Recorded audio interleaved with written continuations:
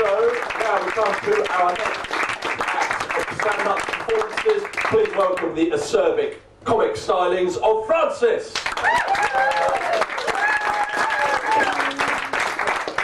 Right, now I've got a bit of a problem here. There are 2 or 3 ladies standing in the doorway, which I don't really want to see. What I would like to see is the 2 good-looking men at the back just come into the room a bit. So whoever you are, come where I can see you. You caught my eye. Come along. Plenty of space down here. Look, I don't want to have to come and get you. What's your name? What's your name? Fred. Well, Fred, would you like to come and sit down here? Don't disappoint me. Oh, honestly. Well, my name's Francis. At school, and my boyfriends used to call me Little Fanny. Not a lot has changed since then. I keep fit and Pilates instructor. I sort of see myself as a sort of a cross between Joan Fonda and Jane Rivers. That's the wrong way round, isn't it? That's exactly how I see myself, yes. But without the plastic surgery or the money. I have, I must admit, had Botox. It's very expensive. It's £250 every 3 months. But I save it up out of my mother's carer's allowance.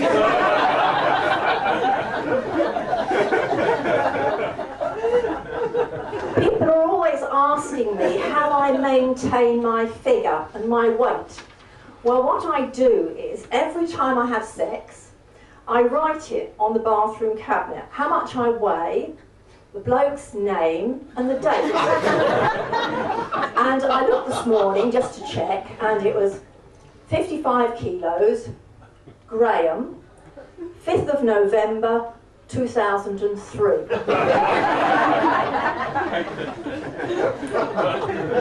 Let me have a look at you. It's very difficult, there's lots of lights shining on you, so you can't really see you. What's your name? Danny. Danny. Is that your boyfriend? Yeah. He's nice, isn't he? That's all right. Very nice, yes. And you, young lady? Rita. Rita. Is that your husband? Yeah. Yes. It was fashionable, probably in your day, to get sort of married to a much older man. I can see, because the same thing happened to me. My husband is much older, and every morning I go up and he has this really, really annoying habit. Every morning he does exactly the same thing. He wakes up. And I say to him, darling, what are you doing today? And he says, nothing. And I said, but darling, you did nothing yesterday. And he says, well, I'm finished. So, Rita, have you got grandchildren? Yeah. Yes, I have as well. Looking at your husband, I would say that mine are probably more intelligent and better looking than yours.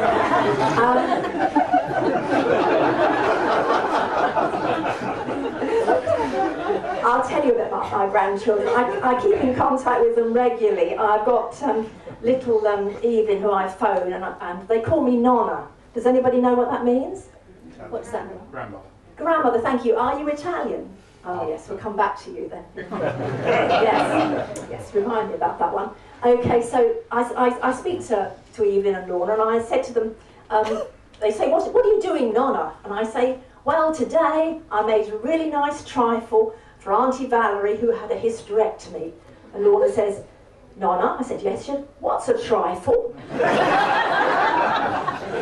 We took them to Spain on holiday, and Lorna, who is 4, she's looking around on the Spanish market, and she says, Nonna? And I said, yes, darling. She said, are Spanish children born with pierced ears? And I said, no, dear, what happens is when they're born, one nurse will cut the cord and the other one will pierce the ears simultaneously.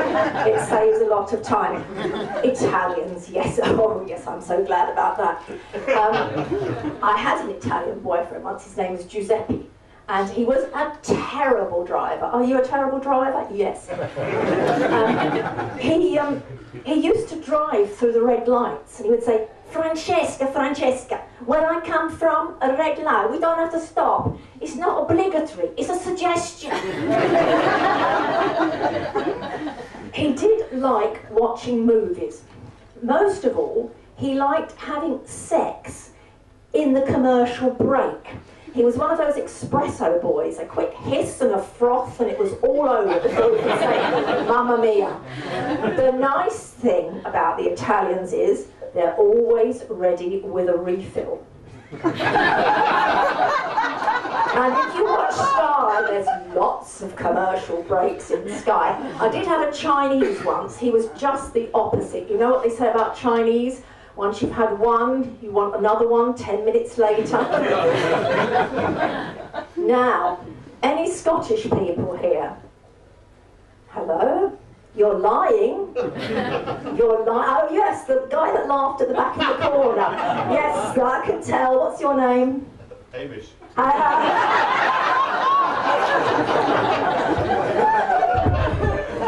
luck's certainly in tonight, isn't it? Oh, now then. You know what they say about the Scottish, don't you? They wear kilts. You know where they wear kilts? What? It's much easier to give them a blowjob if you're wearing a kilt. Now, not that I do that, because I'm a vegetarian. And to us vegetarians, it's a mild form of cannibalism. Just imagine, talking about Anglia-Ruskin University earlier, I was at university here, but I was here with Simon Hawking, or Stephen Hawking, that's his brother, wasn't it?